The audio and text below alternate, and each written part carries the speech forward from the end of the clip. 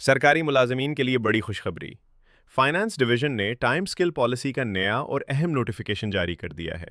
Grade 1 से 16 तक के मुलाजमीन की तरक्की अब कैसे होगी? चलिए इस ऑफिशियल लेटर की लाइव तफसीलात जानते हैं। अस्सलाम वालेकुम। Finance division government of Pakistan ने 14 जुलाई 2026 को एक इंतहाई अहम ऑफिशियल ऑफिस मेमोरेंडम जारी किया है। ये नोटिफिकेशन वफाकी हुकूमत के ग्रेड 1 से लेकर ग्रेड 16 तक के तमाम सरकारी मुलाजमीन के लिए टाइम स्किल पॉलिसी की वजाहत करता है।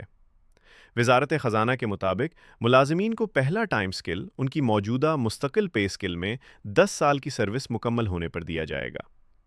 लेटर में वाज़ेह किया गया है कि वो असिस्टेंट्स जिन्हें जुलाई 2016 में ग्रेड 14 से 15 या 15 से 16 में अपग्रेड किया गया था, वो भी इसके अहल है। मतलूबा सर्विस पूरी होने के बाद टाइम स्किल कमेटी की सिफारिश और मजाज अथॉरिटी की मंजूरी से अगला हायर टाइम स्किल दिया जाएगा।